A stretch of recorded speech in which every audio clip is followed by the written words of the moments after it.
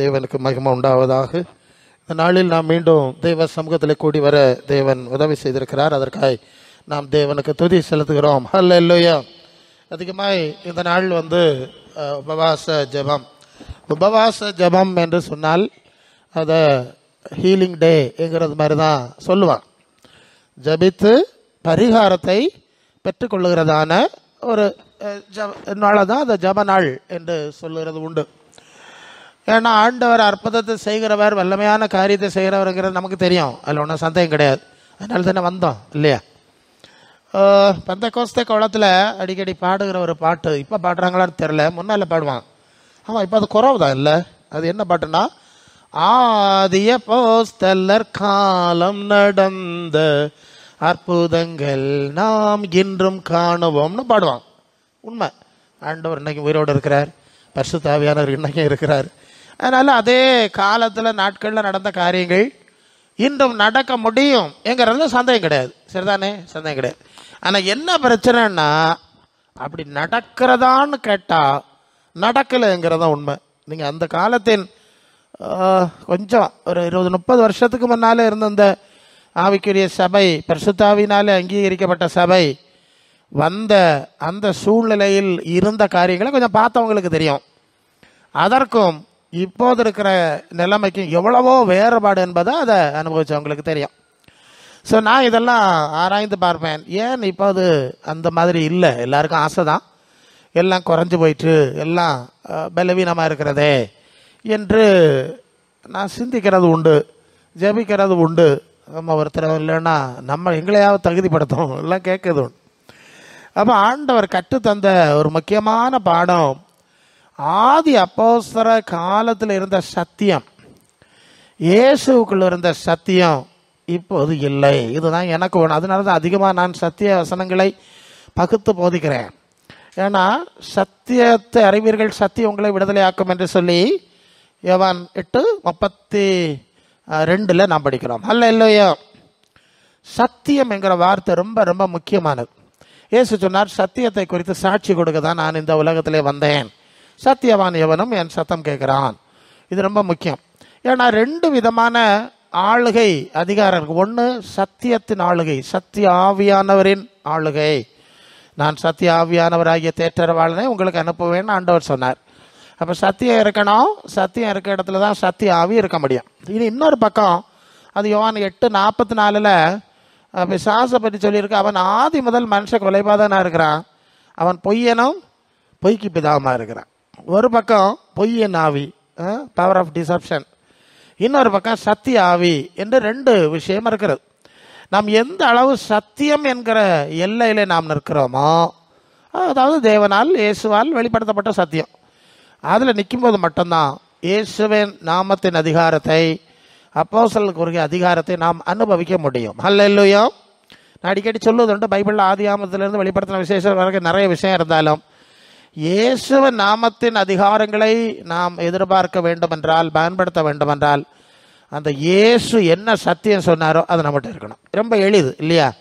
2வது, அந்த இயேசுக்குள்ள இருந்த சத்திய ஆவி நமக்குள்ளே இருக்கணும்.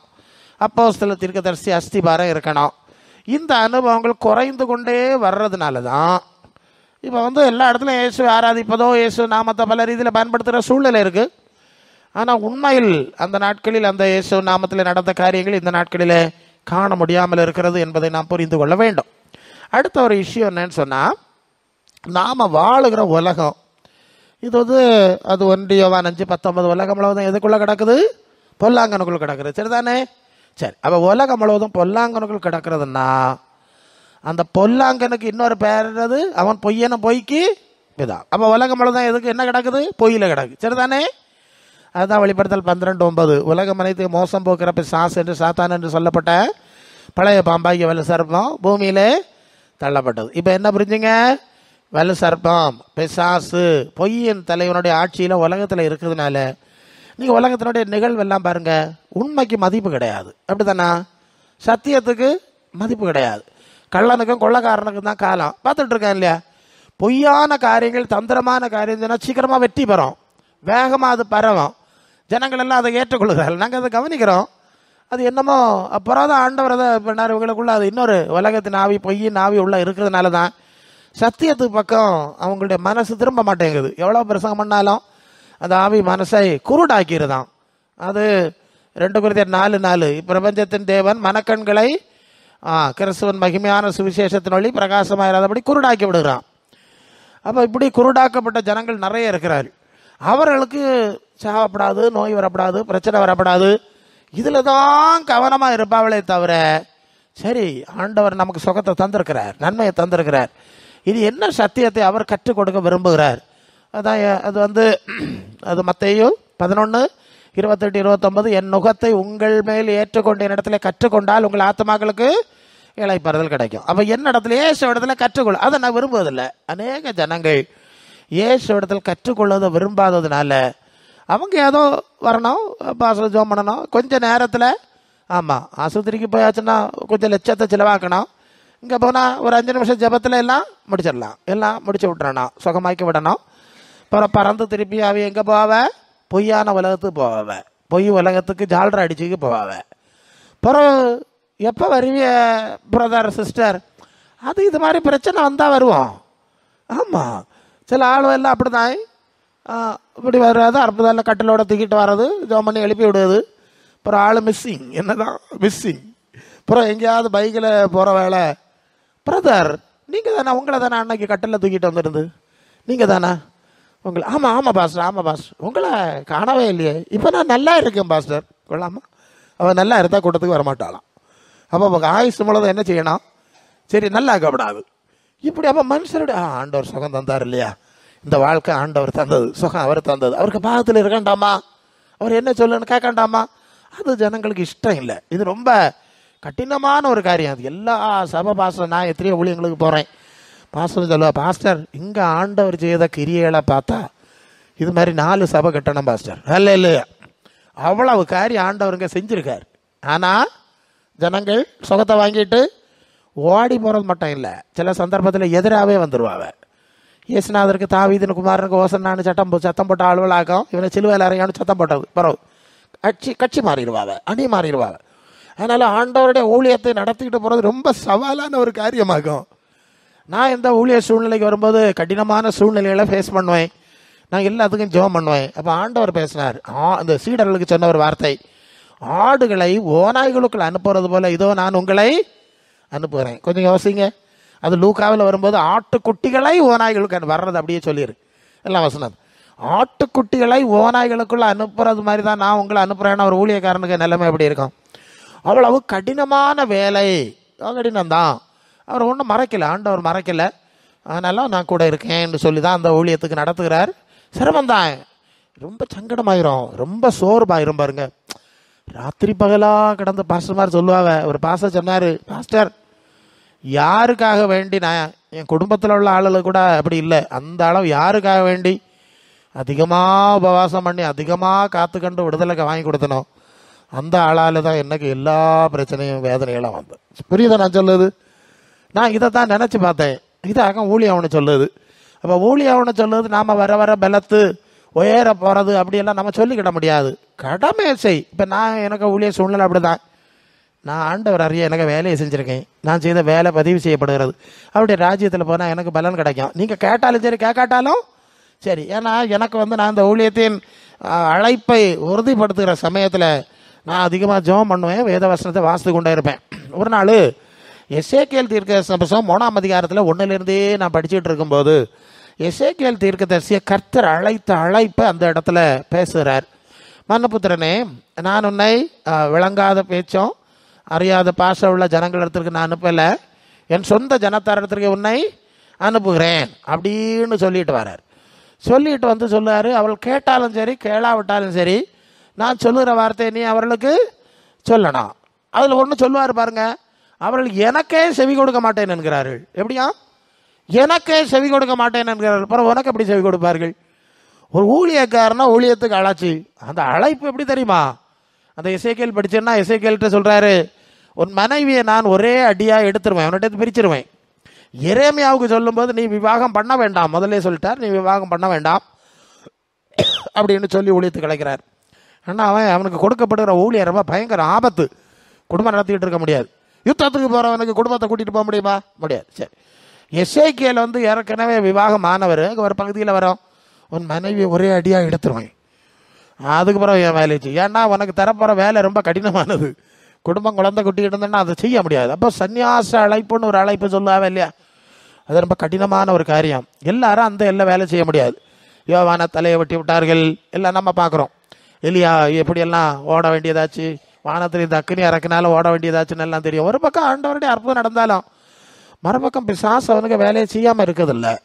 மோசையை கர்த்தர் அனுப்புனார், நான் அனுப்பேண்டே உன்னை, நான் அனுப்பேண்டே, அவன் வரமாட்டேன்னு சொன்னான். ஆனாலும் கேட்கல, கர்த்தர் அவனை அனுப்பினார். எனக்கு இந்த கோலை வச்சு நீ என்ன செய், அற்புதம் செய்யணும்னு சொன்னா. அங்கே கொண்டு இவன் கோலை போட்டா. அவன் சொல்லான், என்னடா உனக்கு மட்டும்தான் தெரியுமா, இப்போ பாரு மந்திரவாதிகளை கூப்பிட்டான், அவனும் கோலை போடுறான். அதுவும் பம்மாயிட்டு இப்போ என்ன செய்யாது, போட்டிக்கு போட்டு பரவாயில்ல, இந்த கோலை அந்த கோலை விழுங்கிட்டு என்ற நம்ம தெரியும். அப்போ என்ன புரிகிறோம், நாம் ஒரு காரியத்தை செய்துட்டு இன்னும் நல்ல ஊழியம் வெற்றின்னு நினச்ச உடனே சாத்தான் வேற ஒரு காரியத்தை, ஓஹோ பாரு உன்னை என்ன செய்யணும் பாரு. எங்கள் ஊரில் ஒரு பிரசங்கர் இருந்தார். அவர் ஒரு இடத்துல ஒரு பேய் பிடிச்ச ஆளுகளுக்கு ஜெபம் பண்ண கூப்பிட்ருக்கா.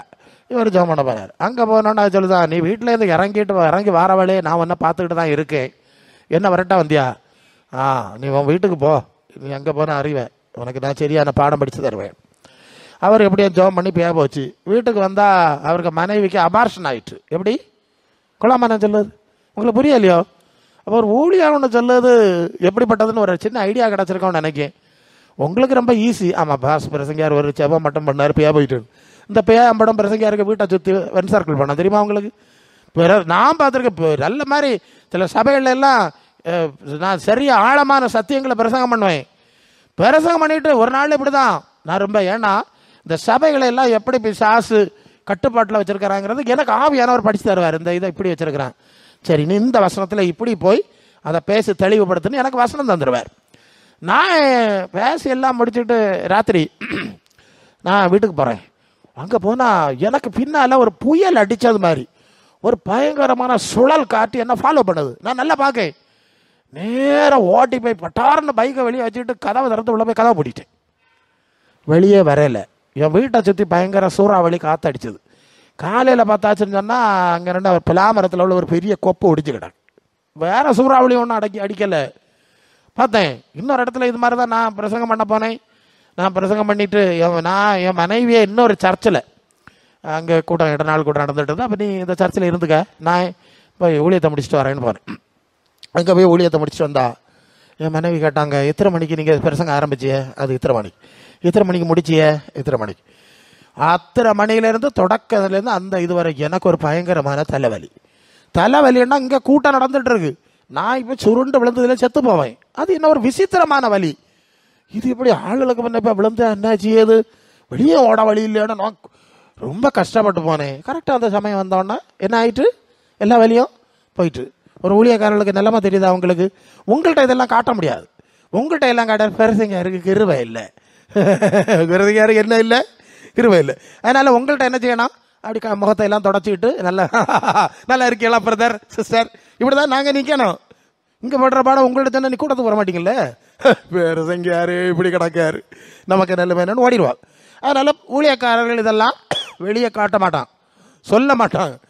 சொன்னால் இதுகளுக்கு விளங்கவும் செய்யாது. சொன்னால் கிருபை இல்லை, குடுவை இல்லை, அவர் ஏதோ தப்பு பண்ணிக்கிறார், கர்த்தரை அடிச்சிட்டார் இடிச்சிட்டார் இல்லையா, ஒரு வழக்கம் எல்லாம் விசுவாசிகள் சொல்லி தள்ளிடுவார்.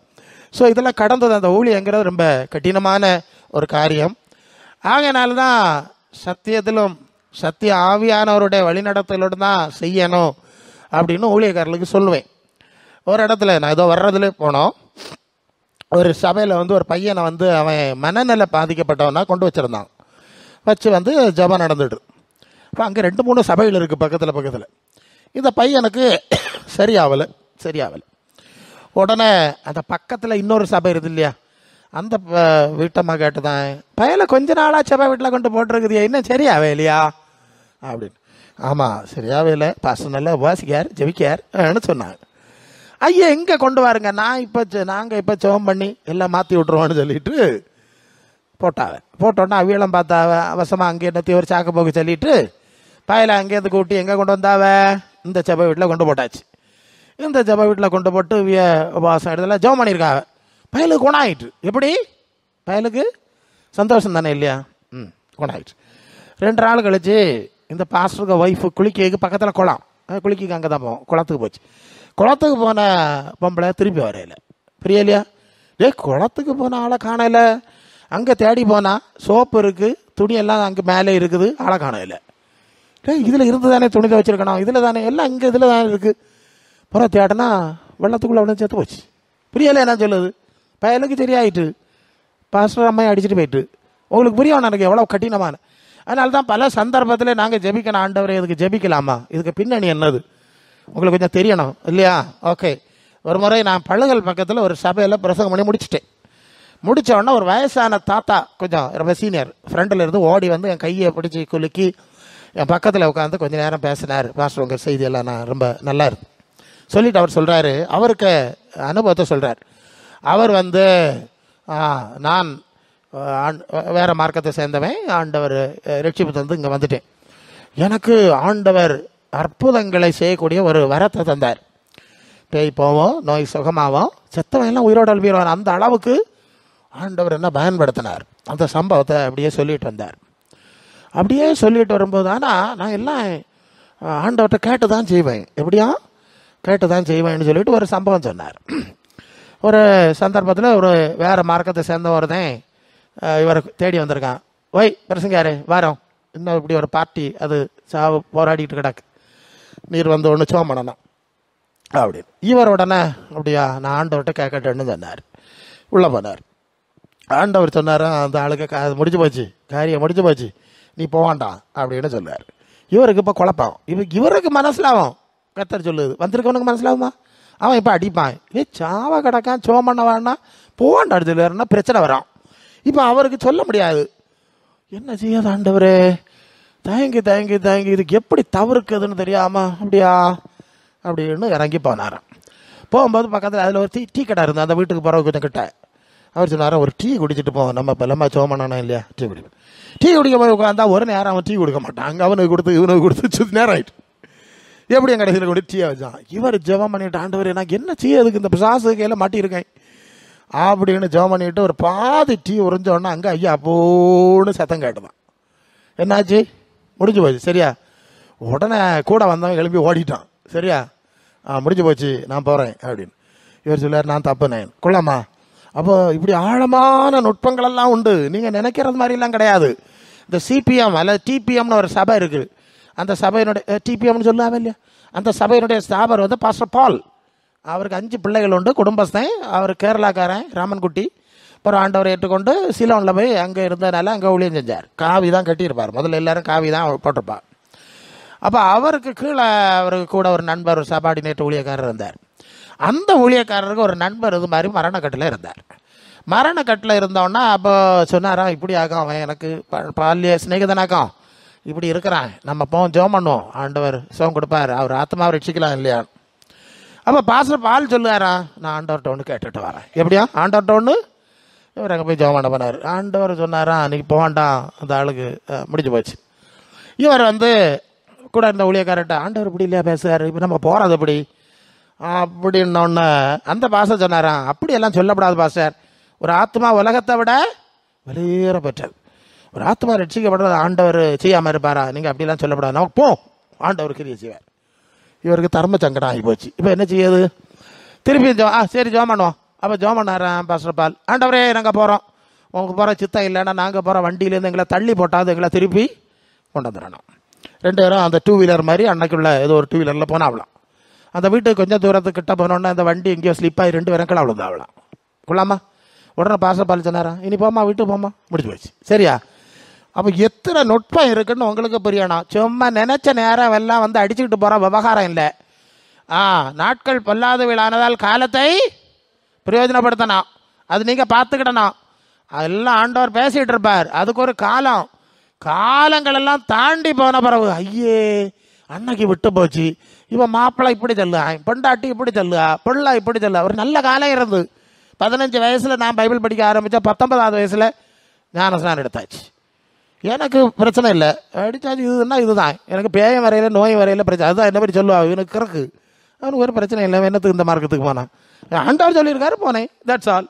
அப்படி இறங்கி வந்துட்டேன். ஸோ எதுக்கு சொல்ல வருகிறேன், அதனால நான் உங்களுக்கு பிரசங்கம் பண்ணக்கூடிய நிலையில் முன்னால் நிற்கிறேன். எல்லாருக்கும் ஆண்டவருடைய வார்த்தை கையில் இருக்கு பாருங்க, அது நம்ம வாசிக்கிறது இல்லையே, சிந்திக்கிறது இல்லையே. ஆண்டவரோட மிஞ்சியாக்க நம்ம இப்போ பாஸ்டர் மாரை கணக்கில் வச்சுருக்குது. என்னது, ஆண்டவரோட மிஞ்சி இல்லையா பாஸ்டர் மாரை வச்சுருக்கோம். ஆண்டவரோட மிஞ்சி, ஆண்டவர் தான் பெரியவர்னா அவர் சொன்னதை நம்ம வாசிச்சிருக்கணும் இல்லையா. அதங்க கிடக்கட்டு, நமக்கு அங்கே போவோம், வட்டங்கரங்கம், மாவடி, தென்னடி, மரத்தடி, புளியடி, சுத்து, இப்படியே போய் காலங்களை எல்லாம் வீணடிச்சுக்கிட்டு தளர்ந்து காலையெல்லாம் விட்டுட்டேன். அப்படி சொல்லப்படாது. மரியாதையாக இருந்து உன் ஆத்மா ரட்சிப்பு ஈடேற பிரயாசப்படு. அது பிலிப்பியர் 2:12 இல்லையா. அதிக பயத்தோடு நடுக்கத்தோடு உங்கள் ரட்சிப்பு நிறைவேற பிரயாசப்படு. பேயா போகணும், நோய் போகணும், கல்யாணம் நடக்கணும், மக்களுக்கு அது நடக்கணும், இதுக்காக ஆளுவ கூட்டம்னு சுத்துது. இதெல்லாம் நடக்கட்டும், வேண்டான்னு நாங்கள் சொல்லலை. அப்புறம் முடிவில் என்ன செய்வீன்னு கேட்டேன் நான். எல்லாம் நடந்து பிறகு கடைசியில் நேற்று ஒரு சம்பவம் எடுத்த சொன்னேனே. ஒரு நல்ல தனவான், அவருக்கு நல்ல வசதியான ஆள், பெருவட்டர், அரசியல்லையும் பதவியிலெல்லாம் இருக்கார். அப்போ அவருக்கு சொந்தக்காரர் ஒரு ஆள், ஒரு ஊழியக்காரர் இருந்தார். அந்த ஊழியக்காரர் இவரை பார்க்கும்போது, அண்ணே நீங்கள் சொத்தெல்லாம் நிறைய சம்பாதிச்சாச்சு, பணம் எல்லாம் சம்பாதிச்சாச்சு, பதவியெல்லாம் சம்பாதிச்சாச்சு, இங்கே எல்லாம் சம்பாதிச்சா பார்த்துடுங்க, பரலோகத்துக்கு போனால் இல்லையா இனி, அங்கே போகிறதுக்குள்ள ஏற்பாடையும் த்ரூ ப்ராப்பர் சேனல் சரியாக செய்ய வேண்டிய முறைப்படி செய்யணும். சும்மா கற்பனை பண்ணிட்டு போக முடியாது இல்லையா. பரலோகம் நம்மளாக வரைஞ்சி வச்சுருக்கோம், அது பரலோக தேவன் உண்டு பண்ணார், ஏசு அனுப்பினார், அதுக்கு ஒரு வழி வச்சுருக்கார். அந்த வழியில் தான் நம்ம போனோம். அப்படி போகண்டாமா அண்ணே? ஆமாம் தம்பி, போனோம், அதை விட்டுறப்படாது அப்படின்னு. ஆமாம் தம்பி, செய்யணும். இப்படி சொல்லிகிட்டே இருப்பார். தவிர ஒரு நாளும் அவருக்கு ஆடல. ஆமாம், சில ஆளும் அப்படி தான் பிரசங்கி மாற கண்டவொன்னே அவங்களையும் திருப்திப்படுத்துறதுக்கு நல்லா சிரித்து ஆமாம் சார், ஆமாப்பா சார் அப்படி தான் சொல்லிவிடுது. அங்கே போனோன்னா மாறிடும். பிறகு அவருக்கு ஹார்ட் அட்டாக் வந்து ஐசியூவில் அட்மிட் பண்ணி அங்கே ஆஸ்பத்திரி. அப்போ இவர் பார்க்க போனார், இந்த பாஸ்டர் பார்க்க போனோன்னே அவருக்கு பேச முடியலை. அவர் சொல்லாரா, அதை சம்பாதிச்சேன், இதை சம்பாதிச்சேன், மக்கள் குட்டிகளுக்கெல்லாம் நிறைய சம்பாதிச்சேன், பரலோகத்தில் ஒரு இடத்த உண்டாக்குக்கு தான் விட்டு போச்சு. கொள்ளாமா, பரலோகத்துக்கு பிறகு உள்ள இடத்த அங்கே அதுக்குள்ள காரியம் செய்யறதுக்கு தான் விட்டு போச்சான். செத்து போனார் அப்புறம் செய்யவே இல்லை. நீங்கள் எல்லாத்துக்கும் ஒரு காலம் உண்டு பார்த்துக்க. நீங்கள் ஆண்டவரை விளையாட்டு காட்டப்படாது. ஒவ்வொரு நாளும் நான் என்ன செய்ய சித்தமாக இருக்கிறேன்னு கேட்டு நடந்தா ஆண்டவர் நம்முடைய வாழ்க்கையில் நேரான பாதையை காட்டுவார். ஏசுநாதரை விட மிஞ்சின நீதிமான்களாக என்ன செய்யப்படாது, நடக்கப்படாது இல்லையா. அப்போஸ்தலர் பேதுரு பவுலோட மிஞ்சின நீதிமான்களாக நீங்கள் நடக்கப்படாது இல்லையா. அப்படி நடந்துக்கிட்டு நீங்கள் ஐயா அப்போடு சத்தம் போட்டு அவர் எப்படி கேட்பாரு. அப்போஸ்தலர் காலத்தில் உள்ள காரியங்கள் நடக்காமல் போகிறதுக்கு என்ன காரியம்னா, அவர்களிடத்தில் இருந்த சத்தியம் இன்னைக்கு நம்மகிட்ட கிடையாது, சபைகளில் கிடையாது. ஓலப்பெறையாக இருந்த காலம், எப்படி ஓலப்பெறையாக இருந்த காலத்தில் சபைகளெல்லாம் நிறைய அற்புதம் நடந்தது நான் பார்த்துருக்கேன். பிறகு கட்டடம் எல்லாம் பெருசாகி கோபுரம் எல்லாம் கட்டின பிறகு அற்புதம் எல்லாம் நான் யோசிப்பேன், ஓலக்கடுவாக இருந்த வேலை இப்படி இருந்துன்னா. ஆமாம், அந்த நாட்கள்லாம் பரலோக சிந்தை இருந்து, ஓலக்கடுவு தானே எப்போ போகணும் தெரியாது, அதனால எப்போ பார்த்தாலும் பரலோக பிரசங்கம். பிறகு இப்போ கட்டடம் எல்லாம் கட்டி கோபுரம் கட்டியாச்சு, இனி அந்த பரலோக எண்ணத்துக்கு இது ஈஸியாக கொஞ்சம் அதை வரியத்துக்கு இருக்க ஓலை கட்டணும் இல்லையா, அது ஒரு பெரிய பாடு. இது கொஞ்சம் வரியத்துக்கு ஆசையாது. ஆமாம், சில ஆளும் அப்படி தான். ஆண்டவரே கஷ்டமாக இருக்குது, சைக்கிளை இப்படி ராஜ்யத்துக்கு எடுத்துக்கொள்ள ஆண்டவரேன்னு நல்லா ஜெபிச்சு வாடகை வீட்டில் இருக்கேனே அப்படியே அப்புறம் ஆண்டவர் ஒரு வீட்டு கொடுப்பார்.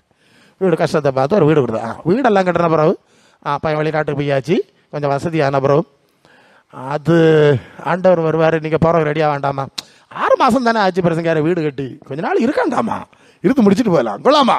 இப்படி மனுஷனுடைய மனசை இந்த உலகம் பிசாசு திருக்கி கொண்டு போயிடுறான். ஊழியக்காரர்களே அப்படி ஆக்கி போடுவான், ஏமாற்றி போடுறான், இப்படியே இருந்துருவேங்கிற மாதிரி. அதனால தேவ கிருபையை இழக்கிறார்கள். ரொம்ப முக்கியமாக அதனால தான் நீங்கள் ஊழியக்காரில் பாருங்கள், இயேசுவை பாருங்கள், அவர் பிறந்தது எங்கே, ஒரு சத்திரத்து கழுதை தொழுவத்தில் இல்லையா. அந்த வசனம் என்ன சொல்லுது, அது பிலிப்பியர் 2:5 கிறிஸ்து இயேசுடைய சிந்தை தான் உங்களில் இருக்கணும். அவர் தேவனுடைய குமாரராக இருந்தோம், அவர் என்ன செய்தார், அடிமையின் ரூபம் எடுத்து மனுஷ சாயலானார் இல்லையா. சிலுவை மரண பரியந்தான் தாழ்த்தினார். நரிகளுக்கு குழிகளும் ஆகாயத்துக்கு அறைகளுக்கு கூடெல்லாம் உண்டு. மனுஷனுக்கு மனுஷனுக்கு தலைசாக இடையில வாழ்ந்திருக்கார். ஏன் அப்படி வாழணும்? இப்போ ஏசு அப்படியே வாழ்ந்தார். அவர் எங்கே போனாலும் பேப்பவும் சோக்கெடு தீரம் எல்லாரும் அற்புதங்கள் நடக்கும் இல்லையா. ஒன்று நீங்கள் பழைய ஏற்பாட்டில் உள்ள தீர்க்கதரிசிகள் எலிசா போன்றவரில் பாருங்கள் இல்லையா, அவங்கள கொண்டு தேவன் பெரிய காரியங்களை செய்தார். ஆனால் அவங்க வாழ்க்கையை நீங்கள் பார்த்தீங்கன்னா பரதேசியாக வாழ்ந்தார் இல்லையா? தரித்திரர்களை போல வாழ்ந்தார்கள். உலக பிரகாரமான ரீதியில் தங்களை அவர்கள் காட்டிக்கொள்ளவில்லை, அவர்கள் வாழவில்லை. ஒரு கட்டத்தில் முன்னால் வரதை சொல்லணும். அந்த எலிசா, அதாவது எலியாவுக்கு ஒரு வேலைக்காரன் இருந்தா யாரு? எலிசா இல்லையா? அப்போ எலிசா என்ன கேட்குறான்? உம்மிடத்தில் உள்ள வர ரெட்டிப்பா எனக்கு வேணும்னு கேட்டு வாங்கிக்கிட்டான். நமக்கு தெரியும். இப்போ எலிசாவுக்கு ஒரு வேலைக்காரன் இருந்தான், அவன் யாருன்னா கேஎஸ். இவன் என்ன செய்யறான்? நல்ல கவனிக்கணும் நீங்கள், இது ரொம்ப முக்கியமான விஷயம். முன்னால் வரதான் பேசணும். 2 பேருமே தீர்க்கதரிசியினுடைய கூட இருந்து எல்லாத்தையும் பார்த்தோம், ஏ டு செட். ஒருத்தனுக்கு அவருக்குள்ள இருந்த ரெட்டிப்பான ஆவியின் வரம் வேணும்னு ஆசை இருந்து அதை வாங்கிக்கிட்டான், பார்த்துட்டு. இன்னொருத்தனுக்கு நிலைமை என்னன்னு கேட்டா, நாகமா வருகிறான், அவனுக்கு சுகம் ஆக்கியாச்சு, அவன் காணிக்க கொடுக்க வர்றான். ஒன்று காணிக்க ஒன்றும் வேண்டாம், கொண்டு போயிரு, ஓடி போயிரு, உனக்கு பணத்துக்கு ஒன்று நான் இங்கே ஆண்டவருடைய காரியம் செய்யலைன்னு திருப்பி அனுப்பிட்டான். சரிதானே? சரிதானே? தெரியுமே. அவன் திருப்பி அனுப்பியாச்சு, அவன் போயாச்சு. இந்த கேசி பார்க்கான், இந்த மனுஷனுக்கு விவரம் உண்டா? வந்திருக்கான் ஒரு பெரிய மந்திரி, பெரிய ஆள் இல்லையா? பெரிய ஆள்கிட்ட நிறைய வாங்கலாம் இல்லையா? பாவப்பட்டவர்கிட்ட கிடைச்சாது. அவன் பெரிய மந்திரி, என்ன கேட்டாலும் தருவான். இது நல்ல நேரம் இல்லையா, இதை விடலாமா? அவனு கேஆசி மனசுக்குள்ள நினைச்சிட்டு, இவருக்கு விவரம் கிடையாது. யாருக்கு விவரம் கிடையாது? எலிசாவுக்கு விவரம் கிடையாது. உடனே எலிசா பையன் தெரியாமல் பின்னு கதவுல ஓடி வெளியே இறங்கி போய் எங்கே போகிறான்? அந்த நாகமானுக்கு பின்னால் போய், அது நீர் போன பிறகு வேறு ஆளும் எல்லாம் வந்தாவா, வீட்டுக்கு சட்டை வேணும், துணி வேணும், அது வேணும், இது வேணும் எல்லாம் கேட்டு வாங்கி கொண்டு ஒரு இடத்துல வச்சுக்கிட்டு ஒன்றும் அறியாமல் வந்து எலிசாவுக்கு முன்ன நிற்கிறான். அவர் கேட்கறலே, எங்கே போனா? அவர்கிட்ட போகலையே. நீ அவன்கிட்ட இதை எல்லாம் கேட்டபோது என் மனசு உங்ககிட்ட பேசிச்சு இல்லையா? அதில் ஒரு வசனம் உண்டு பாருங்க, முன்னால் வர்றதை சொல்லணும். ஒலிவ தோப்புகளையும் திராட்சை தோப்புகளையும் தோட்டங்களையும் எடுத்துக்கலாம். வசனம் வசனம் வசனம் சொல்லுங்க. 2 ராஜாக்கள் 5:26. அப்பொழுது அவன் இவனை பார்த்து வரும்போது போது சொல்லவில்லையா?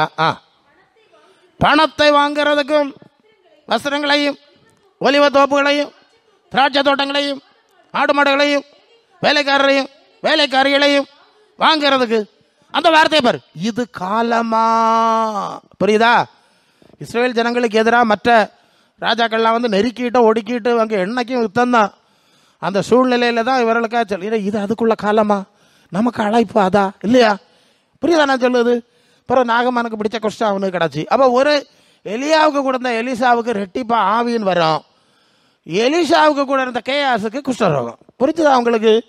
இயேசுவோட கொடுத்த யூதாசுக்கு என்ன கிடச்சி? நான் யோசித்து பார்ப்பேன், லாசரோ உயிரோடு இருக்கும்போது இயேசு யூதாஸ் கூட இருந்திருப்பானா இருந்திருக்க மாட்டானா? எத்தனை பேரை உயிரோட ஆண்டவர் பார்த்துருப்பான். உலக வரலாற்றிலே நடக்காத ஒரு காரியம் இல்லையா?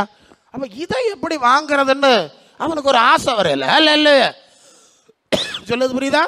அப்போ இந்த இயேசுடத்தில் இருக்கிற ஆவியின் வரங்களை எப்படி வாங்குறதுன்னு அவனுக்கு ஆசை இல்லை.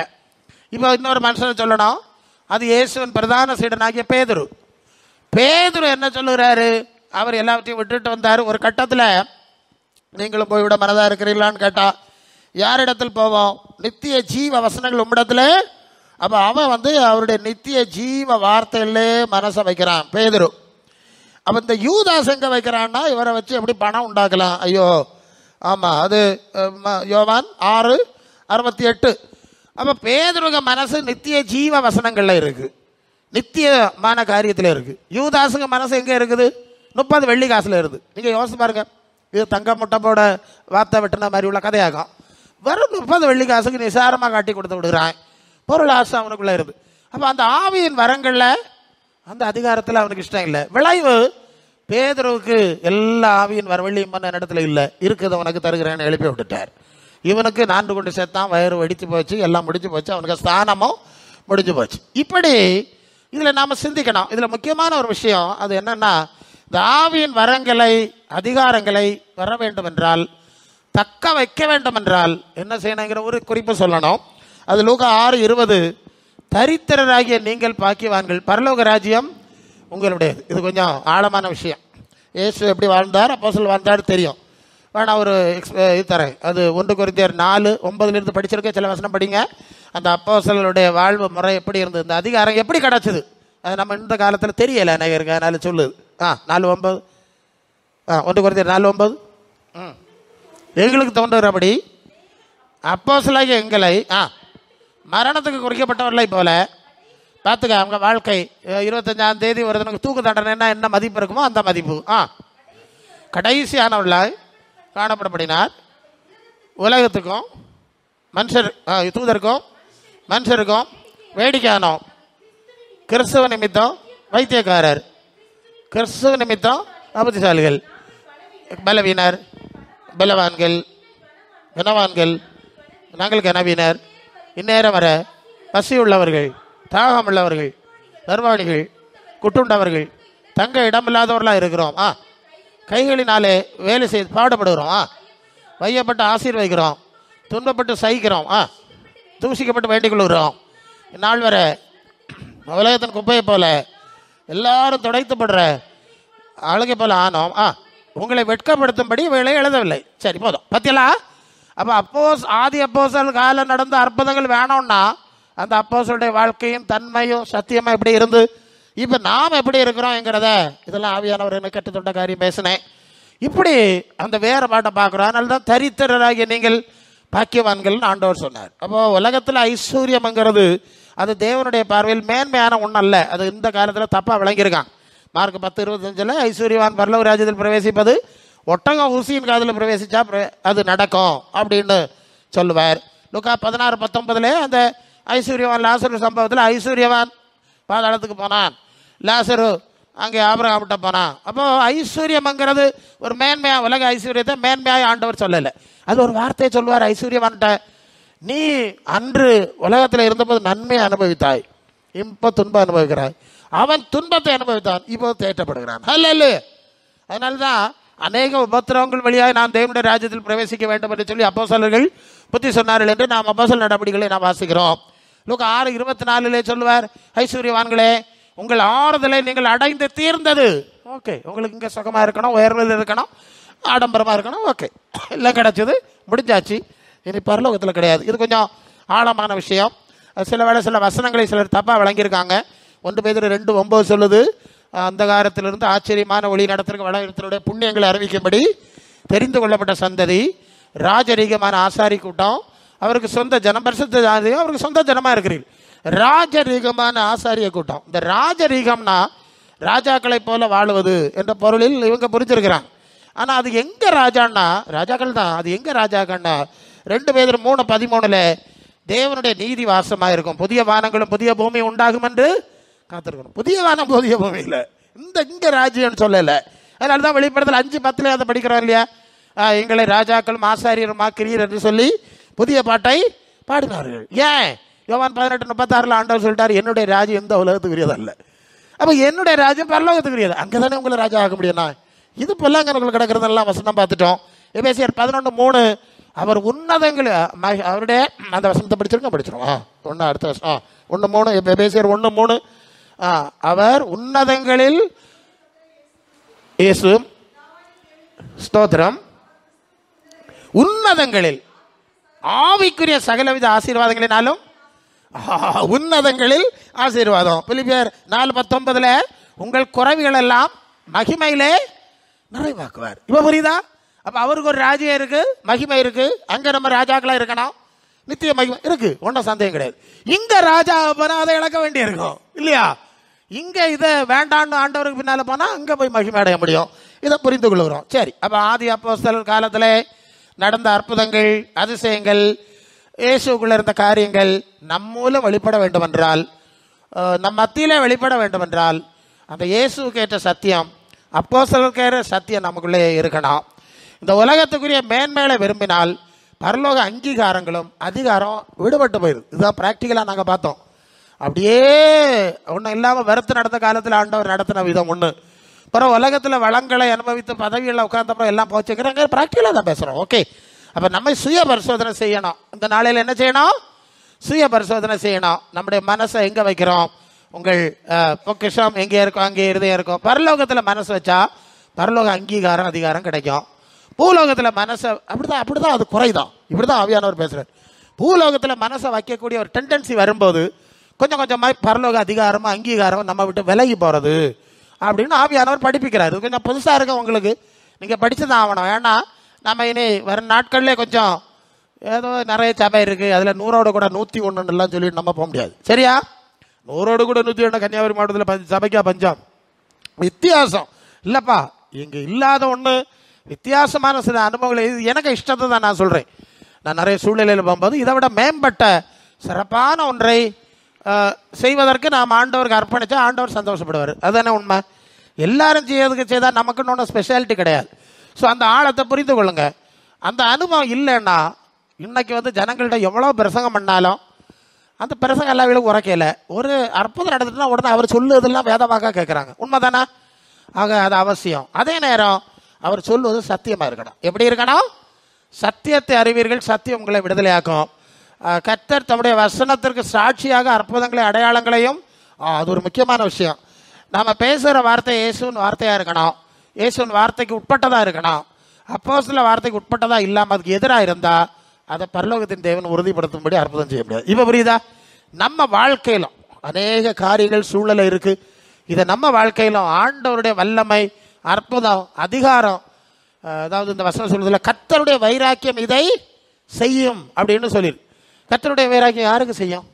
அவருடைய சத்தியத்தில் நடக்கிறவங்களாக செய்யும். இதை கொஞ்சம் சுய பரிசோதனை செய்யுங்க. நீங்கள் ஜெபம் பண்ணுங்க, ஆண்டவரோடு தனிச்சிருந்து அதிகமாக ஜெபிங்க, பரிசுத்த ஆவியினுடைய அனுபவத்தை பெற்றுக்கொள்ளுங்க, சத்திய ஆவியானவர் உங்களை நடத்துறதுக்கு இடம் கொடுங்க. தானாகவே உங்கள் சூழ்நிலையில், ஏன்னா நீங்கள் ஒவ்வொருத்தருமே ஆண்டவருடைய வல்லமையை, அதிகாரத்தை செயல்படுத்தக்கூடிய ஒரு நிலைமைக்கு வந்துடுவீங்க இல்லையா? இப்போ அதுலேயே நமக்கு தேவை. அது நாங்கள் பிரசங்கியார் தர முடியாது, பிரசங்கியார் தர முடியாது. ஆவியானவர் உங்களுக்குள்ளே வர்றார், உங்களை நடத்துகிறார், நீங்கள் கீழ்படுகிறீங்க. அப்போ ஆவியின் வரங்களை அவர் கொடுத்து உங்களை அவர் என்ன செய்கிறார்? ஆமாம், எனக்கு தெரியும். அங்கே பக்கத்தில் கூட சொல்ல முடியாது. எனக்கு 2 பெண்கள் இருந்தான். அவங்க இருந்து ஜோம் பண்ணி அது மற்ற மார்க்கம், வேறு மார்க்கம். எப்படியோ ஆண்டவர் அற்புதங்களை செஞ்சு ஆள் கூட்டிட்டு ஒரு ஓலைப்பறையை கட்டினாங்க. அந்த சபை இன்னைக்கு எவ்வளவு பிரம்மாண்டமாக இருக்குன்னு நீங்கள் அங்கே போய் பார்த்தா தெரியும். காரணம் என்னன்னு கேட்டால், 2 வயசான ஆள், நான் பார்க்கும்போது கொஞ்சம் அவங்களுக்கு வயசாகிட்டு, அதுக்கு முன்னால் நடந்திருக்கு இந்த சம்பவம். அவங்க ஒரு ஆம்பளை ஊழியக்காரனாக நடத்தலை, கடைசி வரைக்கும் அவங்க தான் அதை ஹேண்டில் பண்ண ஊழியர்கள் போய் செஞ்சாங்க. அப்போ சாதாரண பெண்களை கொண்டு அவங்களுக்கு அந்த தியாகம் இருந்து பாருங்க. இன்னைக்கு நமக்கு என்ன இல்லை? தியாகம். நகை நனையாமல் நத்த பிடிச்சனா, அவையெல்லாம் பரியாசம் பண்ணனா, சன்னியாசியா, இப்படியா அப்படியா? அவைகள்ட்ட இருந்த தேவகிருபா உங்கள்கிட்ட இல்லையே. உங்கள்கிட்ட நீங்கள் 10 பைசா எங்கூடிய உண்டாக்கியிருப்பியா? இதுதான் பரல, இது கொண்டு போக முடியாது. சொல்ல புரியுதா? அந்த அனுபவம் இருந்த வேலை, அந்த அதிகாரம். அவங்க எப்போ பார்த்தாலும் ஜெபம் பண்ணுவாங்க. தேவன் கிரியை செய்தார், ஆத்துமாக்களை கொண்டு வந்தார். சும்மா அந்த பொம்பளைகளுக்கு முழங்கால இன்னைக்கு நான் பார்த்துருக்கேன். சரியா? பாஸ்டரில் ஜெபம் பண்ணாது, அந்த பொம்பளைங்க அவங்க தான் அனுப்புவாங்க, ஜெபம் பண்ணி அனுப்புவாங்க. அந்த நம்பிக்கை இருக்குது. இன்னைக்கு நம்ம நிலைமை எப்படி இருக்குது? எத்தனை வரியம்மா கூட்டத்துக்கு வரோம்? வரியம் எப்படி இருக்குது? அப்படியே தான் இருக்க பரிசுக்காரு. 30 வரியம்மா அப்படியே தான் இருக்கணும். அப்படியா? அப்படி இருக்கிறதுக்கு அவங்கள கூப்பிட்டாரு. ஒரு பிள்ளைய 10 ஆச்சு, பயலுக்கு வயசுனாச்சு, அது 8 வயசாச்சு. இன்னும் தொட்டில் விட்டு இறங்கல பரிசங்காரு. 8 வயசான பிறவன் தொட்டில் விட்ட பிள்ளை இறங்கலைன்னா உனக்கு சந்தோஷம் இருக்குமா? இல்லை. அப்போ ஆண்டவருக்கு இது மாதிரி தான், நீ வளரலைன்னா சந்தோஷம் இருக்காது. இதுக்கு தின்னது கொடுக்க சும்மா இருக்கலாம் இல்லையா? வளராது இல்லையா? வளர்க்காது, சரி வராது. ஓகே, சரி. அப்போ இந்த நாளிலே இவ்விதமாய் சத்தியத்திற்கும் சத்திய ஆவிக்கும் ஒப்பு கொடுப்போம், பரலோக சிந்த வைப்போம், பூலோக காரியங்களை மனசை வைக்காம தாழ்த்தி ஒப்பு கொடுத்து கர்த்தருடைய கிருபையிலே பெருகுவோம். கர்த்தர் இந்த வார்த்தைகள் உங்களை ஆசீர்வதிப்பாராக. ஆமாம்.